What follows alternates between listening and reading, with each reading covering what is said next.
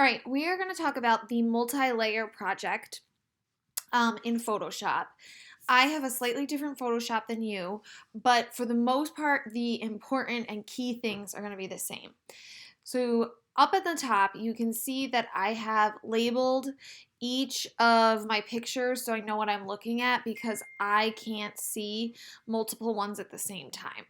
So I labeled these so that I knew which one I would be dragging things to make the best image possible. So I think I'm going to start with this one where we can see that it's zoomed out.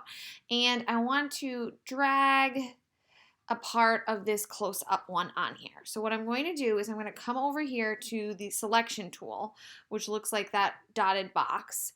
And I'm going to pick a particular part.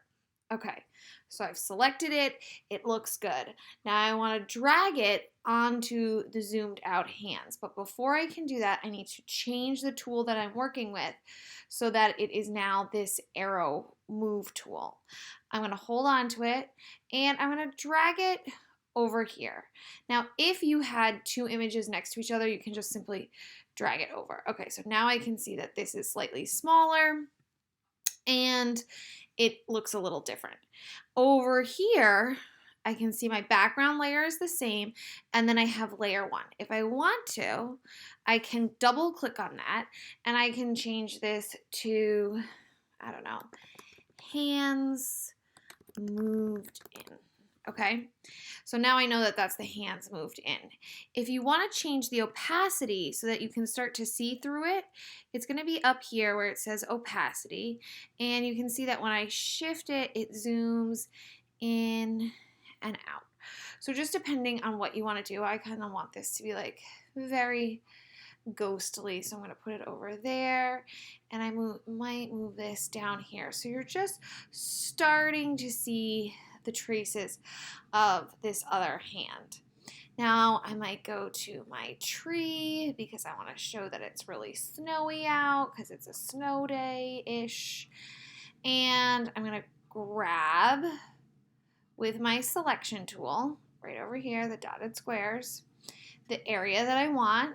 Then I'm going to click back onto the move tool and drag the move tool onto the zoomed out hands. Now here is my tree, and again I'm going to double click this tree or trees tree. Okay, again I'm going to play with my opacity here, and that is really bright.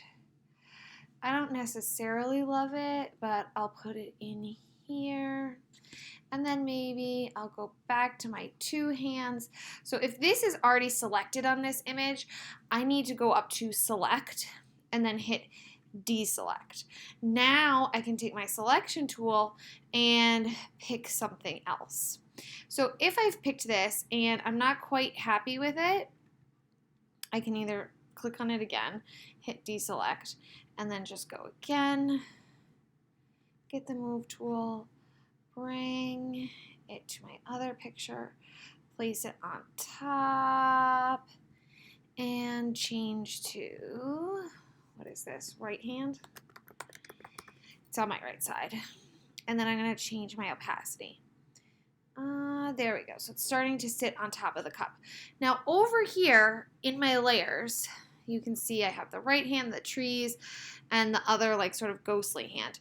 Say I don't like that this hand is on top, the right hand is on top of the trees. I can take this layer and move it up so it's on top of the hands. Or I can be like, no, don't want that. I'm going to move it back down so that the hands are on top.